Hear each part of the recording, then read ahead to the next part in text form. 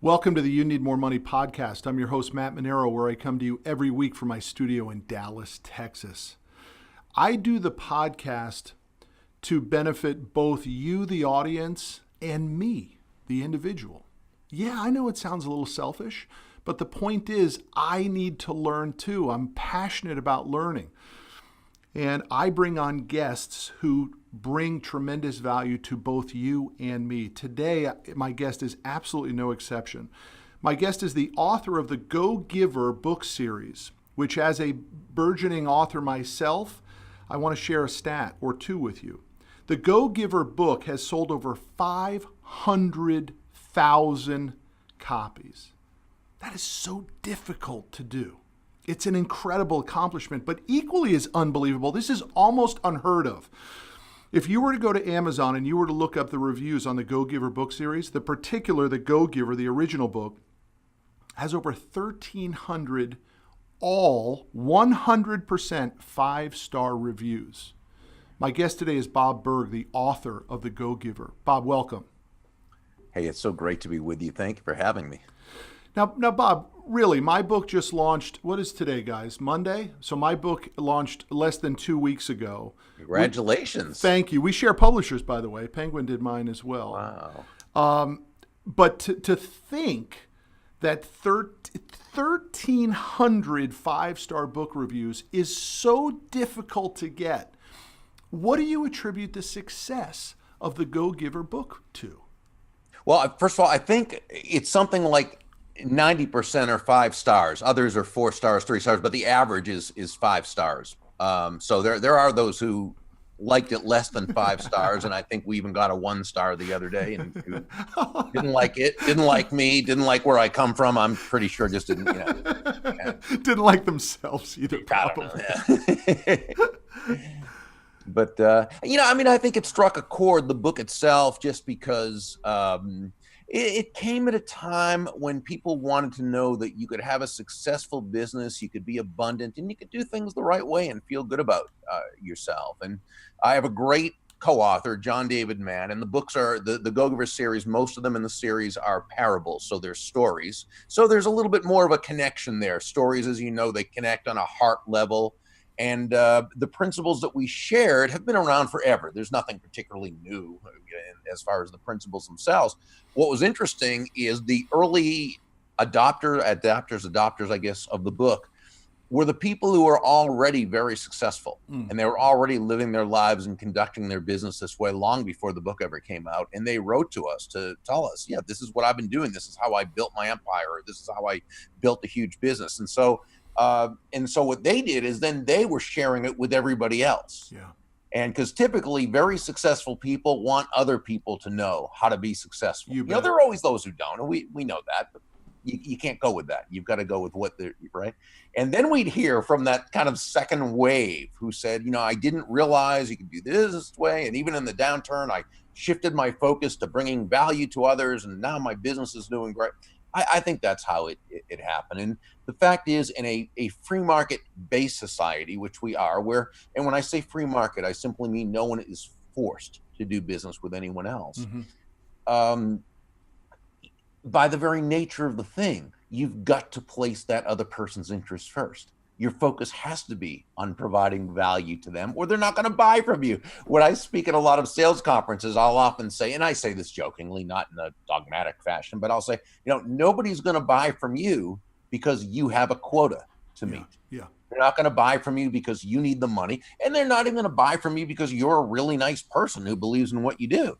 They're going to buy from you because they believe they'll be better off by doing so than by not doing so. And that's the only reason why anyone should buy from any of us. But it's great because what it means is, to the degree that we will move from that I focus or me focus to an other focus, looking for ways to bring value to others, that's the degree that we will have a successful business. Or if we work within a corporation and we're intrapreneurs instead of entrepreneurs, the way we're going to work our way up. This is why we say that money is simply an echo of value. And you've got to put first things first. It's such a difficult concept for entrepreneurs to understand, though, because I am not a go-giver. I'm a go-getter. I am a taker by nature. Well, there's a difference between the two, though. Tell me what We you like mean. go-getters. We want people to be go-getters. Go-getters take action. They get things done. That's what you do. That's how you brought yourself from where you were to where you got to be. You're a go-getter. And go-getters can also be go-givers. And I'm sure you are, because look at the value you bring to so many people. So what we say is this: we want people to be both go-getters, people of action, and go-givers, people focused on bringing value to others. What we don't want people to be is go-takers. Those are the people whose focus is on take, without having added value to the other person. I suppose all these years, 23 years in business, I suppose I have been all of the three sort of that you just described, right? The go-giver, the go-getter, and certainly the taker. I think we start out as the go-taker, even when we right? You know, we all do, because we think that's just what it's about. No doubt. And I often preach people need to get their piece of the American pie. And to be frank with you, I think I got my piece of the American pie as a taker, not as a giver. I doubt it. Yeah, and I'll tell you why. No, I'll tell you why. Because if you were just a take, you may have had that in your heart, and that's fine. But yeah, assuming that the people who bought from you were not forced to, in other words, it wasn't a matter of cronyism where you paid off some government, thing to get a special law, or if no, you had to bring value to others. You had to. Yeah, and value, or else they wouldn't have bought from you. So you were probably a go-giver and a go-getter, even though you had some go-taker in you. You understood that if you were to thrive, you had to bring value to others. That's what's so beautiful about it. I just wish earlier in my career I had led with the giving. I know, I hear you. You know, and I wonder if my interpretation of the messaging is very similar to a lot of entrepreneurs, because one thing I do see is I see a lot of people who start their business off, and please tell me if this mindset is incorrect, but I see a lot of people who think, in fact, I just had a conversation with a guy this morning who's really struggling with his business, but he continues to be giving to other people. And he thinks that by giving, its success is going to automatically come to him. And I'm trying to work with him to explain, look, there has to be a product that is meaningful to the marketplace, that solves problems, that is competitively priced. And I know that's all part of it, yeah. Well, okay, so let's take this on a couple of different levels. First, if he thinks just by giving, helping someone cross the street or doing good deeds, that's going to result in his being successful in business, no, he's wrong. That's being nice. And being nice is a good thing. It's actually easier to be successful when you're nice than it is by not being nice, because by and large, most people would rather deal with someone nice than someone nasty, but that's not enough. When we say giving, okay, we mean focusing on providing value to others. But here's the thing, okay? Value, by definition, is the relative worth or desirability of a thing to the end user or beholder. So it's not what we believe is of value, and it's not what your protege or client believes is of value. It's what the end user, the prospective customer, believes is of value. So you've got to find a way to tap into that. Think about it. What is selling? By definition, selling is simply discovering what the other person wants, needs, or desires, and helping them to get it. So, Bob, what is the protocol that someone needs to take if they sort of started out a lot like me? And I'm not exactly sure the reasoning for it. I mean, I know I started from zero. And so, for me, everything was the attempt to accumulate more than zero. Sure. What is the process that you recommend someone in the conversion between, in their own mind, being this go-taker, if you will, to the go-giver? And by the way, is go-giving connected to conscious capitalism? Do you think that there's some similarities between the two theories? Well, there is, but I read the book Conscious Capitalism, okay, by Mackay and by Mackey rather, and Societa, and great book, wonderful book. The only thing I didn't like about it was the title, and I'll tell you why. Because anytime you put a word like conscious before capitalism, it kind of says, well, but this is the good capitalism. Capitalism, and when I say capitalism, I'm talking about free market capitalism, is by its nature conscious, okay? again, assuming that it's not cronyism, and so no one's forced to buy from you, it's got to be conscious. You have got to focus on bringing value to the customer. Otherwise, the customer's not going to buy from you. So I almost think it's like conscious capital. Well, but it's the nice kind of capital. No, just we should be good people because we're good people. Okay. Capitalism, which is freedom. And Glenn Beck said this, and whether you like Glenn or not, and I like Glenn. I think sometimes he goes a little off on the thing, but I mean, basically this guy has great ideas about, how markets work and how economics work. And I love this. And it was in his book, Common Sense. He wrote, capitalism is not about money. It's about freedom. Mm-hmm. That's what capitalism is. It's people choosing what to sell, what to buy, how to interact on a voluntary basis with one another. Government's proper role is to create that environment by limiting, or by not limiting, but by stopping people from force and fraud. But other than that, to allow people to be free to buy, sell, trade with one another. So capitalism, free market capitalism by its very nature, is the only economic system that has taken the world out of poverty and moved it into abundance. Agreed. So capitalism is conscious. But I love their book, and everything they said in their book was wonderful. It was fantastic. So how does someone move from that go-taker mindset to the go-giver mindset? The first thing is they've got to consciously understand why. Now get this, it's in their best interest to do so. Yeah, interesting. Interesting, right? Yeah. If someone is a go-taker and all they care about is getting that person's money, they don't care about serving this person, creating the great experience, follow-up and blah, blah, blah, blah, and doing the great things. They're going out and it seems to be working for them. Okay, it's not sustainable, but sometimes on a short level, it does work. If they don't see that there's anything wrong with that or counterproductive about that, they're probably not going to change. But here's the thing. Most people who operate as a go-taker, they see after a while that they're having to work much too hard to make a lot of money. Mm-hmm. They're always having to find new people. They're not getting referrals, introductions. They don't have people on their side. They're working too hard. So once you have someone who is willing to admit there might be a different way that's better to do this, now they're ready. Okay. So Bob, I'd like to ask for some examples of what the value exchange is. It's easy, I think, for the listener to say the value exchange is in the commodity, right? The product being sold or the service. That's the intrinsic value, yeah. But let's go a little bit further. Is it also in the connections? Is it the name dropping? I can introduce you to this person. Is that go-giving as well? Some of it, yeah, absolutely. For example, if you're someone who can introduce people to each other and help each of them build by those introductions, that's a great way to separate yourself from the other salespeople in your market.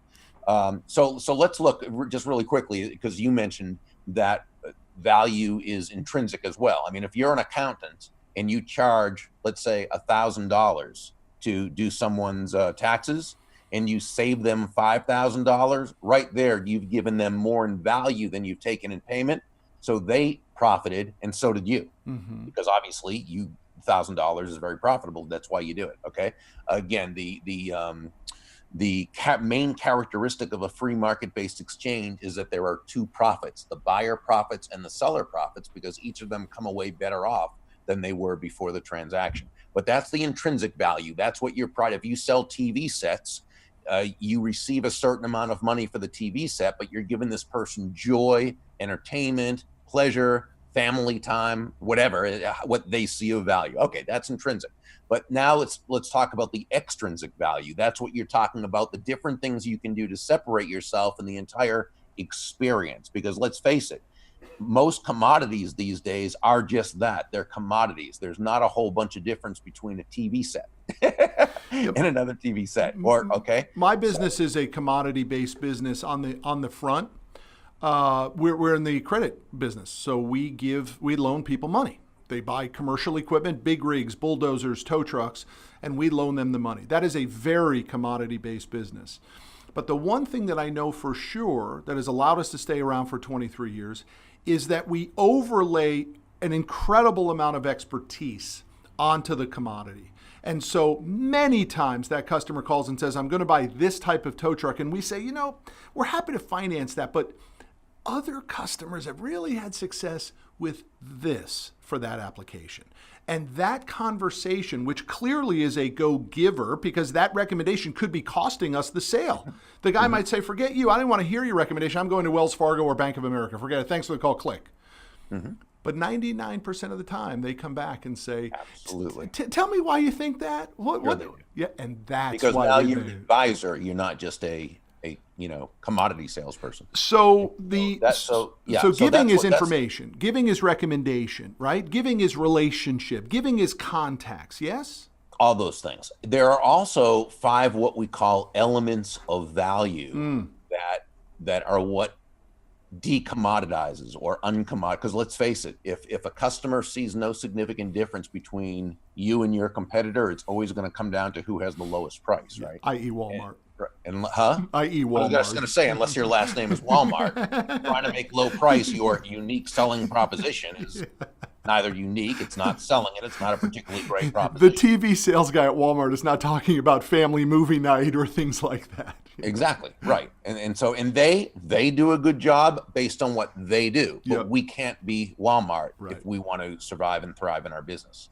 And so what we need to do is we separate ourselves from our competitors by being the difference, by being that additional value.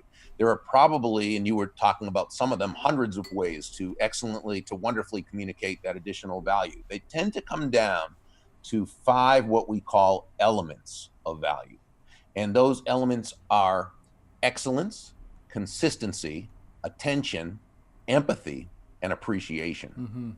And to the degree that we can communicate one or more, hopefully all 5 of those elements of value at every touch point, from when we first meet that person or take in their call, the way the call's answered, the way they're made to feel when they call, that when they're put on hold, it's not hold, click, it's may I place you on hold for a moment, and then making sure not to keep them.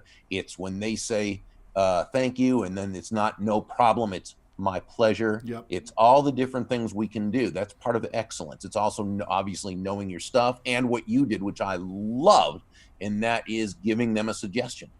And again, could you lose some? Sure, life is life, but will you probably? No, it's probably going to come back to you 100 times over. And so excellence is one. Consistency, doing it the same way every time, very key. But we are as human beings, we crave consistency. That goes back to the old cave person days when every day was a matter of survival, literally. And well, now it's not a matter of survival, but it's in our DNA. We want the same experiences because we needed to know, did that bent twig mean the same thing? Did that, or you know what I'm saying? Well, we're devastated when we don't get it too. I mean, the drop off between the expectation and the adjustment is cavernous. I mean, it really can destroy your ability to ever do another deal. You get the wrong haircut twice. The first one's incredible. The second one's horrible. You're not going back. Great point. This is the reason why fast food franchises are typically very successful. You look at McDonald's, which is always the example we use because that's really the first one in which we were introduced to. But you look at McDonald's, they certainly don't have the best food, but they have the same food and the same ambiance, the same milkshake machine at the same place and the same, right? So it's consistency. So when you combine excellence and consistency right there, I mean, that's communicating fantastic value. Let's go to attention. On attention. When you say attention, is attention empathy? Is it care? Well, they'll all sort of combine. But when we talk about empathy in this case, we're talking about noticing, paying attention, especially to this person as a human being, right? Paying attention to what they're saying, what they're not saying. One of my favorite stories was about Harvey Mackay, who wrote "Swim with the Sharks Without Being Eaten Alive." Love it. Yeah, he talked about the Mackay 66, which tool they use. Now think about this, and I loved how Mr. Mackay said this. He was an envelope manufacturer. Talk about a commodity, right? As he wrote, in the exciting world of envelope manufacturing, There's only so much of a difference between them, but there's no difference. So you think that his salespeople were always competing on price, but no, they sold at healthy profitable prices and did very well. Well, one reason for that was the McKay 66. And this was long before the internet. It was actually a binder, it was a binder that his salespeople took with them, in which they were basically charged to get discover information about their prospects that had nothing to do with envelopes or business or anything. It was just, their families' names, where they go to school, what do they like to play, what sports they play, are they their hobbies, their recreation, every bar mitzvahs and communions and everything else, right? And what happened was a couple of things. By the time the sale was ready to happen, whether or not they had all 66 things filled out then or after they got to know the person, they knew a lot about that person, okay? And there was a relationship there. This person wasn't just an envelope salesperson. This person was a friend. Yeah. And what it also does when you have to do that is it causes you're taking the action of someone who's interested and you become interested. Now, again, this is where authenticity comes in, right? It's you don't want someone just faking it to get it. That's manipulation. No, you want someone, and that's why someone who's in sales, and most people in sales are there because they believe in their product or service and they want to provide a good service. So that's attention to detail. And remember, there was that old book series by Dr. Richard Carlson. It was a good series. It was called Don't Sweat the Small Stuff, and it's all small stuff. And in the vernacular that Dr. Carlson wrote it, your hot dog bun leaking mustard, that's small stuff, okay? But as Harvey said, in business, that person who sweats the small stuff gets the business, and that's attention to detail. That's what attention is referencing. It's the we in my office, we tried the CFF 16. That was my interpretation of the McKay, which is actually connected to leadership, because you have the Go Giver for leaders, correct? That's that's part of the series. Because we failed at the CFF 16 because my sales guys just didn't take the time to get it. Remember, I already shortened it from the McKay 66 to the CFF 16, and we still had difficulty. And back then, as the leader of the organization, I did a poor job of forcing the issue and really building the case that, listen, if you get these 16 questions answered, the odds of you being a more successful salesperson for the long haul with this customer for the long haul are greatly enhanced. And we did a lousy job of forcing that issue. In fact, even today, after all these years, I still have new sales guys who come in as go takers, and we have to spend a tremendous amount of time building the case to stop looking for your commission today and remember that this is a long-term deal. See, I would think that it probably can't be forced on them. I think, like any other kind of influence, influence is always about the other person, right?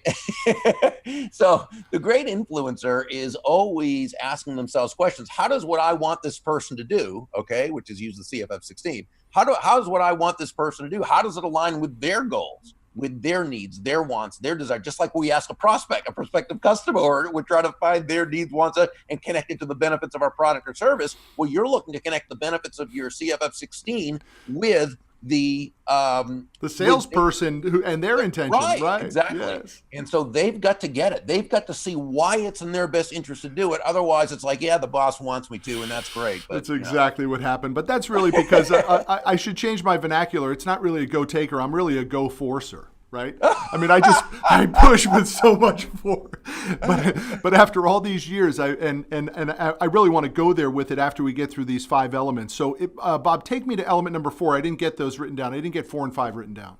Yeah, empathy. That's where empathy comes in. Now, empathy, because we've got excellence, consistency, attention. Then there's empathy. Empathy, the dictionary definition of empathy is the identification with or vicarious experiencing of another person's feelings. It sounds like you're saying, put yourself in their shoes, which would be fine, except most of us have different size feet.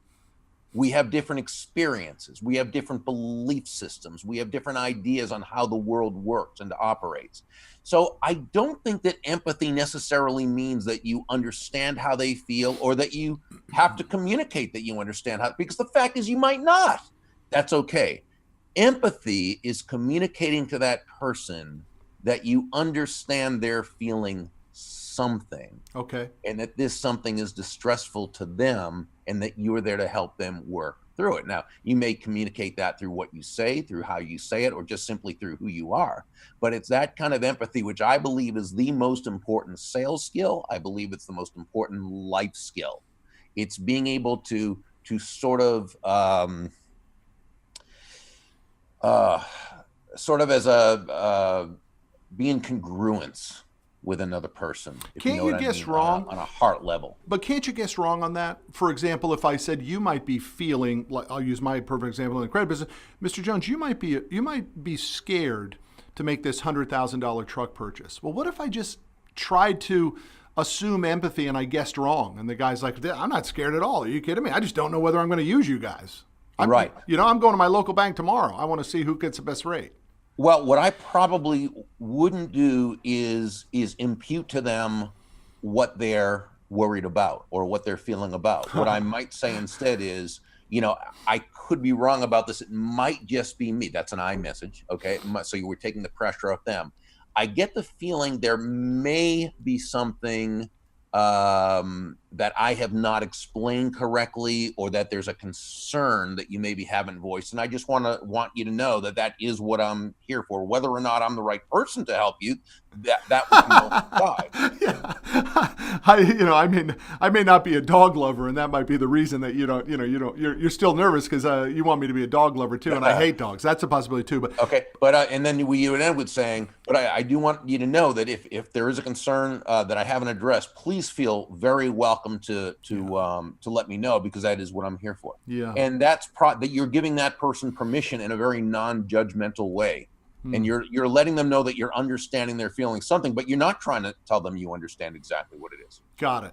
Boy, that's back to that forcer mentality. Mr. Jones, I bet you're afraid, right? Isn't that what it is? That's how Obviously you do very well. You've created, so you create a lot of value for people, and you do things in a way that, has really worked for you. I really think we do it through, and we'll get to number 5 here, but I'm leaning towards our success based on the excellence piece. I really think that amateurs get crushed and experts get paid today, more so than ever before.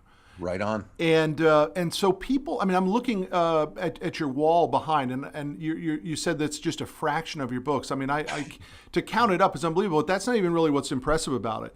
And what people need to see, if they went to YouTube and watch this later, they will see all of the yellow stickies that you have in your books. I can see that. And that means those are note-taking sections for you, where you said, I like this piece. This is an important one. Let me save this for future reference. So you're clearly going back to these books long after you've read them once or twice, and you're saying, let me just refresh myself and let me go exactly where I need to be. That's excellence.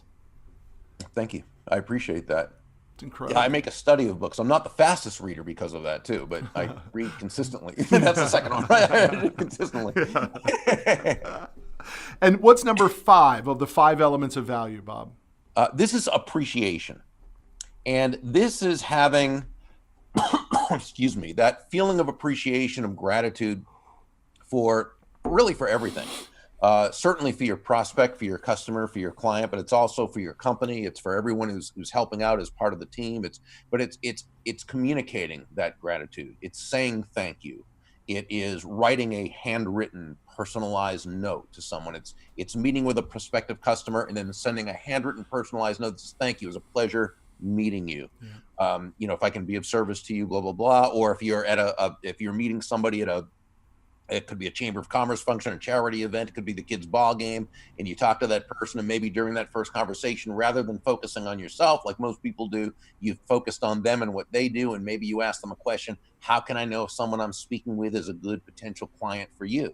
And they tell you, and they feel, and then when you send them that personalized handwritten note, you say, thank you, it was a pleasure meeting you at the so-and-so event. If I can ever refer business your way, I certainly will. Best regards, or something. It's appreciation, gratitude. Someone does, and when someone gives you a referral, writing that thank you note, letting them know. But it's always just making sure that you have that, and it sounds trite to say because it's an old saying, that attitude of gratitude. And when you have that, here's the thing: it's very attractive. People want to be around people who have gratitude, who appreciate. Yeah. right? We torched the company a few years ago when we got to the $100 million mark. I knew it wasn't sustainable. I knew the company was really built on sand, right? I mean, I had just pushed with so much force to get to that number. And then I began to reflect. I was also not very happy when we got there, which is odd. Most people thought, well, we achieved the lifelong career goal, you're right? But I wasn't. And I knew I wasn't happy because I knew that foundationally we were broken. And again, that's that force issue. And so 2 years ago, we did what we call the torch, and we literally torched the company. And I said, I don't care if we go to zero in revenue. I'm going to fix this company, and we're going to rebuild it the way it should have been built in the first place, which is on mission statement and core values. Excellent. And by the way, we are literally setting records this year, week after week after week, because of that torch. It's the single best business decision I ever made, which was to tear the company out. We lost 7 people. We absolutely lost revenue because of it. We have competition. Those people who left started competing companies. All of it was fine. I didn't care if it went to zero. I meant that's how relentless I was going to be. But the reason I bring it up is in the mission statement creation, it took us 4 months to do the mission statement of every Tuesday executive committee meeting over coffee. And the most important word in that mission statement was the finisher, which we went through. And by the way, the mission statement is CFF exists to help ourselves and our clients reach our full potential through expertise, expectations, and the most difficult word of them all, gratitude. And Bob, we started with thanks, we started with appreciation, and we kept pushing and saying, what is more? What is stronger? And we ended up with gratitude. Because like you just said, when you say, I'm grateful for your business, and you look them in the eye and say that, it's different than saying, hey, thanks for the business. Exactly. It's far more powerful. When you say to the employee, I'm grateful for the job that you did in this pressure cooker situation, it's very, very powerful. Exactly. That's great. I love that. Yeah, that's how it went down. It's literally how it happened. And I think the company might, I think we might, I hate to give projections this early in the year, but I mean, I think we might do 200 million plus this year in our first full year out of the torch. And people said, be careful, it's danger. I said, there's no danger in it. This is the way it should have been done in the beginning. And if we don't do it, we'll never do it. We'll never get to 200 million if we don't. And we did it. And it was great. So I love the 5 elements of value. Really, really great. Now, what happens to the naysayer, Bob? The person that says, well, listen, I'm a squirrel. I just got to hoard my nuts. I mean, I just got to get the bills paid this month. I can't do this sort of mindset. I can't shift. This has worked for me. How do we get that person to move? Okay, so here's the issue, and you really summed it up with one phrase. It's the person who says, I need to pay my bills now. And here's the premise this is based on, okay? That, yeah, this go-giver stuff, that's fine. This focusing on the customer when I don't really need the money, but for right now, I need to make the sale. So I'm just going to do that. So let's see how this plays out. So you have a prospective customer in front of you, and you've got to pay your bills. The sale is important, okay? And so you're going to focus just on yourself, not.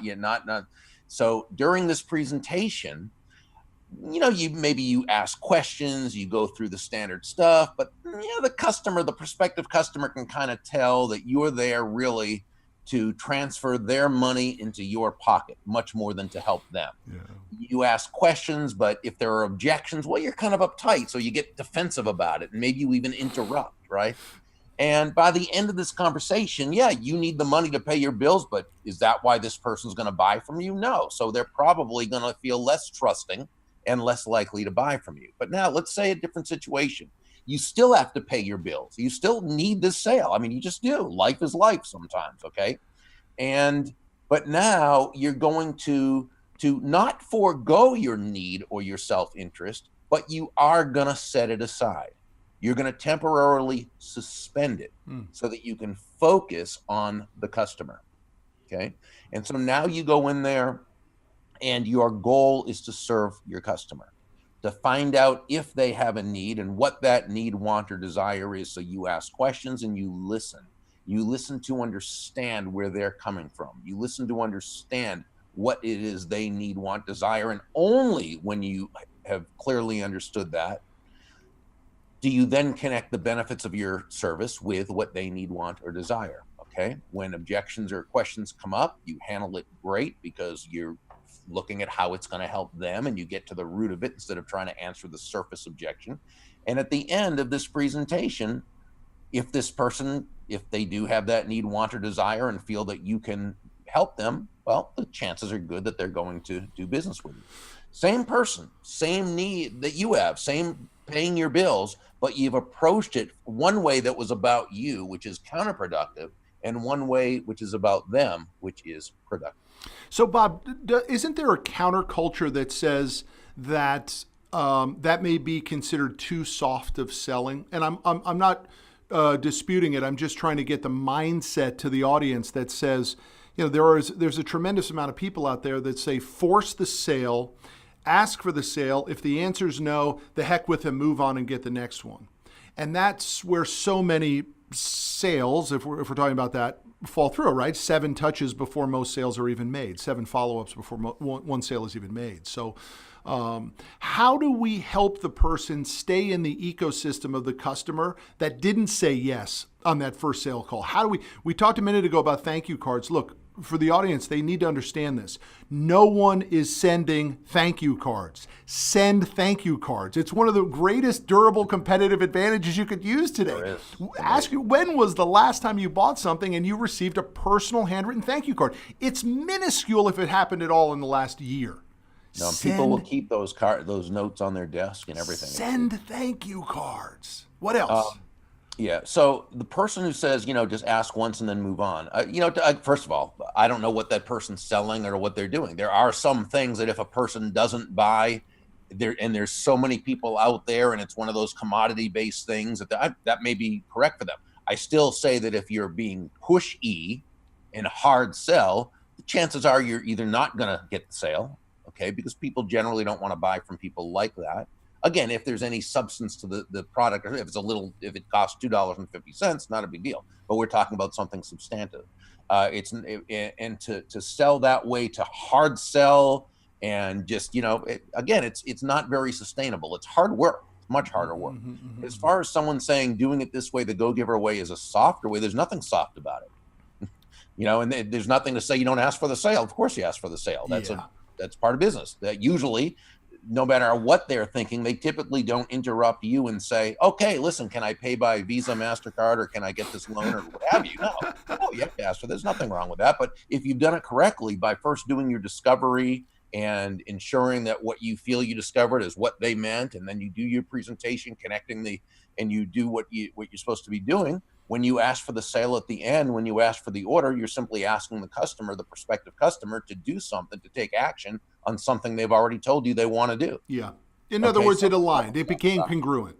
It began to become congruent. It began to align through the questioning and so forth. Sure, exactly. What else? What other are some of the recommendations that you say in order to keep yourself in the prospects in a sales component, their ecosystem?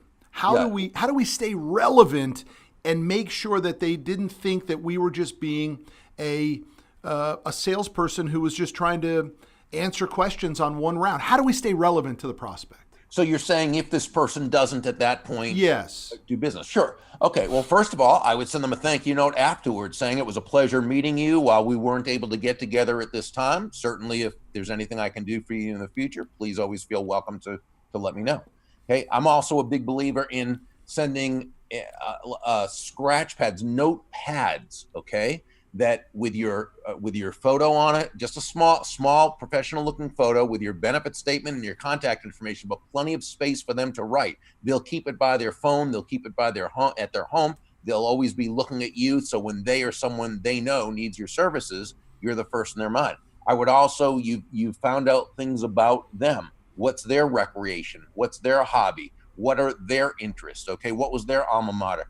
And so when you find information that they may find useful, clip it out, print it out, send it in a note, and of course, if you know someone who they can help through their business, make the referral, keep them in your ecosystem. If you have a blog, if you have a blog or a podcast, make it a community and invite this person to be part of your community, whether or not they do business with you. So what you're doing is you're building up a community is what you're doing. Yeah. And so when it comes time that person needs you, remember what Harvey Mackay said in his book too, that eventually, it's sort of like an actuary in insurance, that you never know, they know X number of accidents are going to happen, but they don't know who it's going to be. So if you're continuing to do the right thing, he said, position yourself as the number 2 person on enough lists, and eventually you'll move up to number 1. Well, it might be that nobody's number 1 on that person's list, but also, even if this person doesn't have the need or desire right now, if you keep in front of this person and position yourself as the number 1 person on their list, when they have that need or desire, you'll be the person they call. So, Bob, I think that opens up an interesting topic from company governorship. One of the things we did through the Torch was we changed the compensation plan of our sales force, in which we went from a small base and high commission, and we actually reversed that. We took commission away almost entirely and converted it to bonus based on expectations. But we made sure that everyone was paid a living wage so that they are capable of taking the pressure of the bills off so they can give a darn. Mm-hmm. I think everybody needs to understand that, because most business owners are saying, well, listen, I'd hire as many commission guys as I can. No, you don't see what's happening when you're hiring a staff of only commission guys. It's very dangerous to the long-term longevity of the customer relationship if every deal is about the commission. Yeah, I mean, I've actually seen it work on all sides of that. From I think a lot of it depends on the business. It depends on the salespeople. Depends on the company culture. But yeah, I certainly like that. I like them having incentive to perform, certainly. But if you ever read Dan Pink's book, Drive, What Motivates Us, that as important as the money, and money is a motivator, sure, but only to a certain point. The big point that Dan made was that people want autonomy and they want to feel as though they're part of something. Okay. And so, if your culture is, we have a mission here, we have my friend Lisa Earl McLeod calls it noble purpose. She has this wonderful series of books, Selling with Noble Purpose and Leading with Noble Purpose. And she has proven absolutely without a question, documented, that companies and salespeople who have a noble purpose, who lead with that purpose, they make the most money. Yep. It's human nature. There's no doubt. My buddy Rick Sapio refers to it as the catalyzing statement, in which when you figure out your catalyzing statement, everything changes. He uses the example of Volvo. When Volvo, if you remember many years ago, Volvo did not make a very reliable car. And they came out and changed through catalyzing statement and said, we're going to make the safest car on the planet. And their engineer hiring problem went away because people said, I'm in for that. I want to engineer the safest car in the world. Count me in for that catalyzing statement. Mm-hmm. It's so important in management and business that you have this noble purpose, the mission statement, the catalyzing statement, because in the big scheme of things, you're right. People resonate with purpose far more than they resonate with compensation if you're hiring real pros. Exactly. And again, money is a great thing to have. Yeah, I'm a free market capitalist, absolutely. It's just that money, as we said earlier, is the echo of value. It's the result of value. Yeah. And value comes as a result of having that higher purpose, that noble purpose, and that Lisa talks about and Dan Pink talks about, and so many do. And so that's, and again, it's human nature that we want to feel like we're part of something bigger than ourselves, that we are making a difference in the lives of our customers and clients. I'd like to transition just a little bit and discuss the go-giver mindset outside of business, Bob. How have you seen the book and the concepts of the book work in relationship, marriages, parenting, etc.? Help me with that, because I find as a parent of 3 boys, it's pretty easy to be a go-giver there, right? And the challenge sometimes is we give them too much. Yeah, well, it's funny because in the original book, in each of the books, the Go-Giver Leader, and now the new one, the Go-Giver Influencer, we always have subplots in there where it has some, because they're business books, but we also have something personal in there. In the Go-Giver, it was about Joe and Susan's relationship. And we're big believers that universal laws and principles of success, they work across the board, financially, physically, spiritually, mentally, emotionally, socially, relationally, and so forth. And so some of the lessons were actually true stories from, in this case, from my parents' marriage. And they'll have been married, I think, 61 or 62 years. Wow. 61 years, I think. That's amazing. They're both alive, married 61 years. Incredible. Love it. And I've had a wonderful marriage. And I remember, and we told this story in the book through Joe, the protege, and Pindar, the mentor, and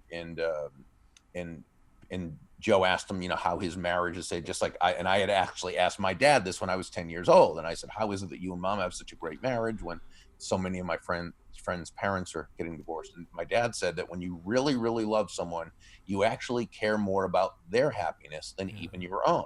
Now, today, and we did this in the book, there almost has to be that disclaimer that we don't mean in a abusive or a codependent relationship. We're not talking about that. Okay. But what my dad was saying was that you identify with and you focus on that other person's happiness. Well, the chances are they are doing the same, and you've got two people where, again, it's that rising tide. It's that bigger pie as opposed to, right? So we're saying it's not 50-50, it's simply 100. And so yeah, my wife forces that percentage. And so, so yeah, I mean, when we've had families who have used the Go-Giver as family study tools and so forth. So yeah, it seems to be relevant there too. So Bob, I'd love to close on this as a little bit of a downside. What happens when you really, how do you advise people who have adopted the Go-Giver mindset against when they get shortchanged, when they get let down, when they get hosed, when they did all the right steps and the customer still didn't do business with them, or in fact took their information and took it to their competitor and just leveraged it? How do you advise someone when they are let down by the process? Okay, so there are a couple of issues here. One is that life is life. And we can do all the right things, and it doesn't mean the right result is going to happen. Annie Duke, who's the poker player, champ, sure. She wrote a great book. You've got to read this book. I actually have her on my podcast on Thursday. Oh, tell her I said hello. I will. You bet. I had her on my podcast. She's fantastic. You're going to love her. Wow. And her book, to me, is one of the greatest books I have ever read in my life. Holy mackerel. Yeah. And she makes this wonderful point that just like in poker, you can do all the right things, and sometimes it's just not going to happen. Okay, there's always that part that we don't know. Or you can make the worst moves, and sometimes the right things happen. But if you want consistent success, do the right things, right? Because by and large, the odds are, right, it's going to, and that's why poker players, they can have a great hand, but that doesn't mean they're going to win. But if they play the right way, they're probably going to win. This book changed my thoughts on decision making. Incredible. Okay, I cannot wait to get it. I'm going to speed read it before I have her on Thursday. Well, you're gonna be recommending it to everyone. Wow, love it's that good. So that's the first thing. Sometimes we can do everything right, the sale just doesn't take place. But the other question is what if people take advantage of it? And then that goes back to that, does Go-Giver mean you're soft and you're this and you're that? No, not at all. So I always say this: let's say you're a nice person, right? And you find yourself being taken advantage of. It's not because you're a nice person. It's because you're doing things in such a way that you allow people to be taking advantage of you. Or you're swimming in the wrong pond. Right. So don't equate, I tell people, being a go-giver with being self-sacrificial or being a doormat or being a martyr. Not at all. Being a go-giver simply means that your absolute focus is on bringing value to others. And if you do that constantly and consistently, great things are going to happen. Now, if you're dealing with someone who you don't trust for some reason, you still have to do business with them, be careful. You still want to provide value, you still want to do the things, but you don't say, obviously, you take precautions to the degree you can so that you don't, But again, life is life. It's and you respond accordingly. Bob, I learned that lesson not too long ago. I mentioned my buddy Rick Sapio earlier, and he's been a tremendous mentor for me as we went through this torch. And we have lunch every month at the same restaurant, same day, same time. And I don't know, about a year or so ago, we met for lunch, and he looked at me. I could just tell when I was walking to the booth that he was unhappy about something. I didn't think it was me, but it turned out he was unhappy with me. And he said, in not very nice terms, the minute I sat down, I said, "What's up?" He said, "What's the matter with you?" Not in those terms, right? And I said, "What are you talking about?" He said, "Man, we've been friends for a long time now. I've introduced you to a lot of people. Most recently, I've brought you in on some deals that we never did in the early part of our relationship. It wasn't part of our relationship, but you asked, and I brought you in on some deals, and you haven't pulled the trigger on any of these deals. What's your problem?" And I looked at him, I said, "Man, if you and I are going to be friends, you need to understand one thing. I don't trust anybody." And a huge smile came over his face, and he said, "See, that's your problem." He's like, "Sooner or later, you got to realize that it's okay to trust, that everybody's not out to screw you, Matt. In fact, if you're in the right circle, we're all out to help each other."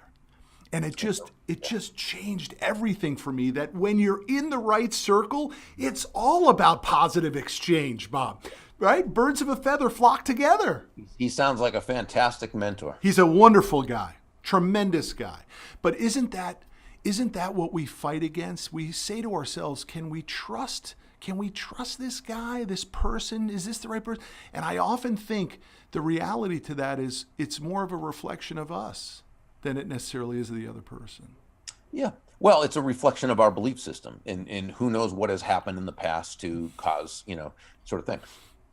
Hey, and the fact is, not everyone can be trusted, and there's always, but here's the thing, and I think it was Charles Schwab who said this, that you can go through your life not trusting anyone, and you'll never get taken advantage of, but you'll also never have any joy. You'll never have happiness. You'll never have great friendships. You'll never make any business, right? And so, you can do that, and the fact is, sometimes you trust, and sometimes, you get taken advantage of. Not often.